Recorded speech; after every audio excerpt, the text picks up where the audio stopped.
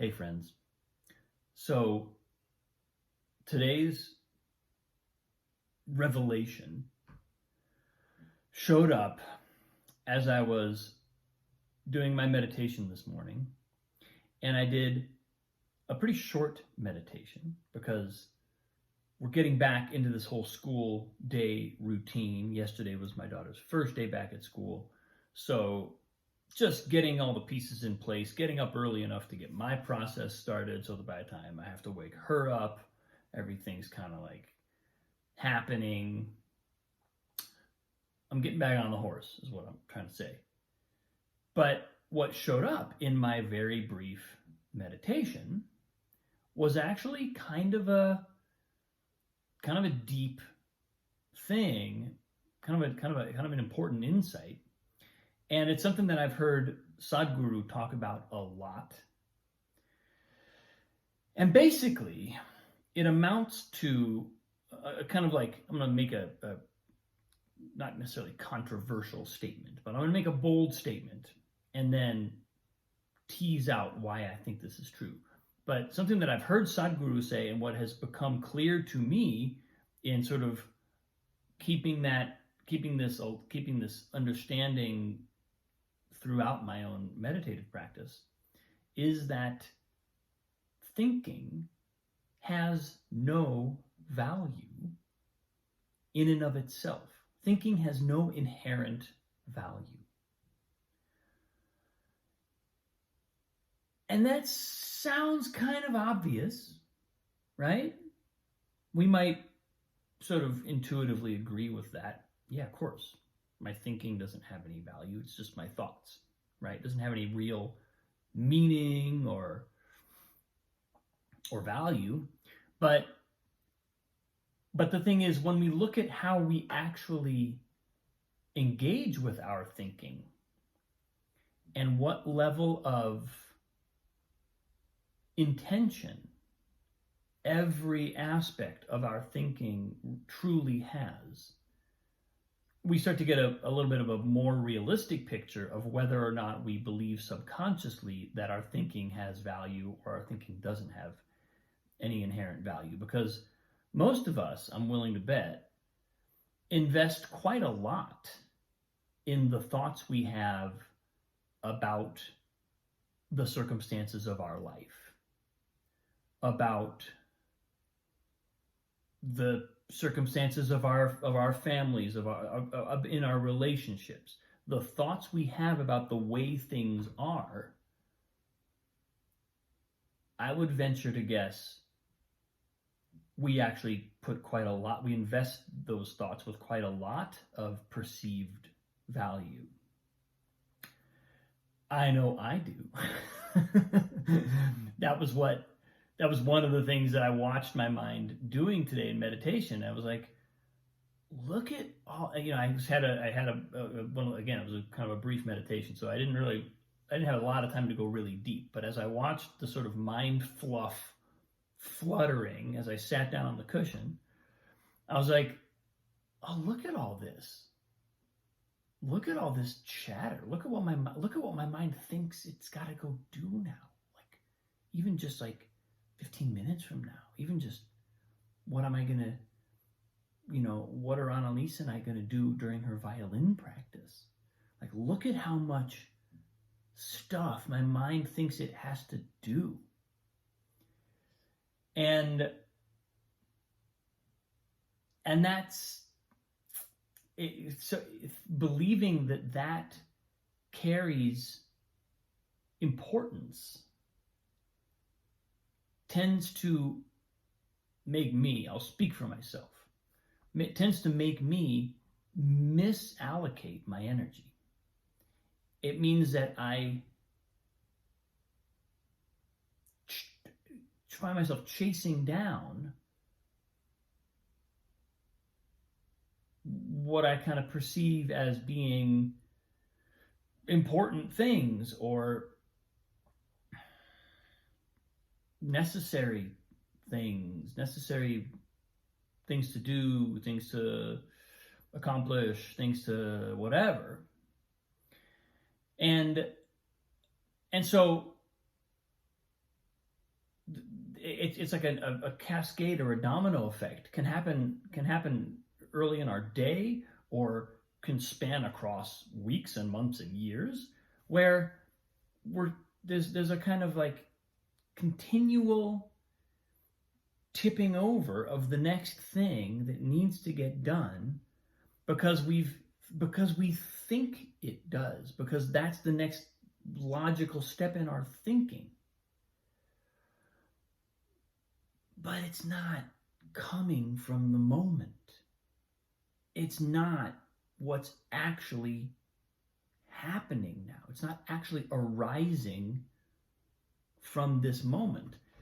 And so it's important to clarify. I'm saying, and I'm very convinced that Sadhguru is also saying, it's not that thinking has no value or thinking is not important. It obviously is. But thinking is only as important as the intention behind it. It's only as important as the job it's doing in service of an intention, a movement in consciousness that does not originate in thinking. So thinking is always in service. And again, I'll speak for myself. Much of the time, my thinking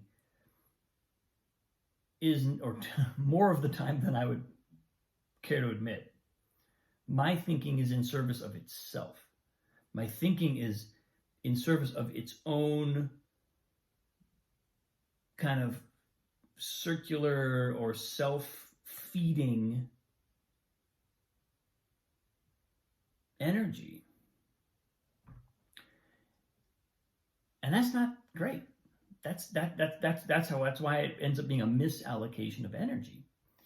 So it was really interesting, even in a very brief meditation, to kind of have a moment to see that and to go, wait a minute. What if everything that's happening in my mind right now is just happening, is like leftover activity from a fireworks show that happens to still be falling out of the sky? Or I pick another image, a train that has stopped being propelled, but it's still coasting down the track and it's got a lot of momentum left. Right? It's like there's movement, but it's not being intentionally guided. And so what if I actually kind of took that in for a moment? What if I actually accepted that that's the case and let go of the belief? You can't silence the thinking, right? There's no, at least I haven't learned a trick that instantly shuts down the mind. But what if I just let go of the illusion that this is so important? That anything in my mind right now is so important? What if I just assume that none of this has any value?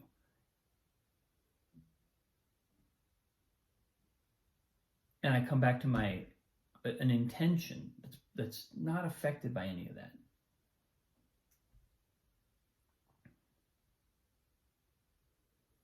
And then from there,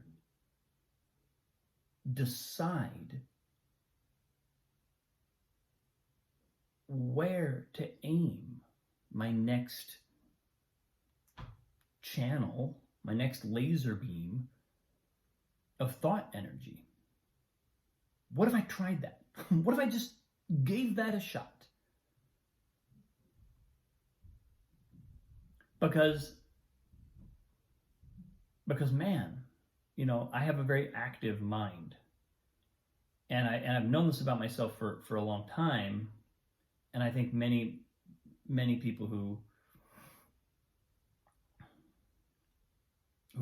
are naturally drawn towards a kind of introspective spiritual practice, meditative practice-based life, there's energy entering our mind at all times. There's this consciousness that is animating the mind,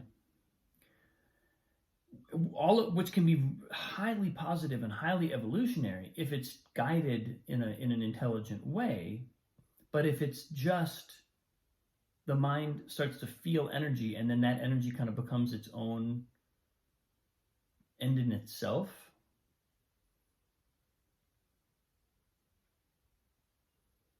you you can tell I'm diagnosing myself right now. I'm like a psychologist giving myself. I'm like a spiritual psychologist giving myself a diagnosis. But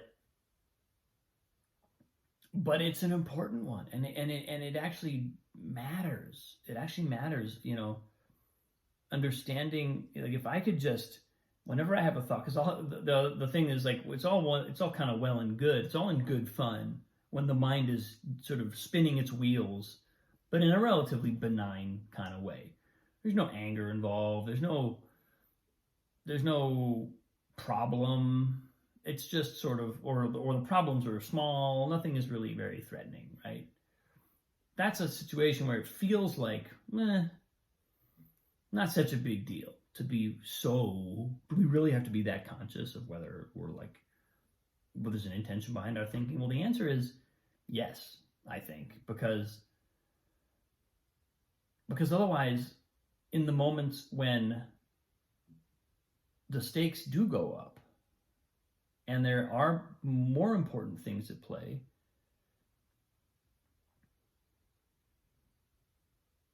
we're not practiced in the art of discriminating between what's truly important and coming from a deeper intention that's not of the mind, and what just seems really important, but it actually is coming from the mind.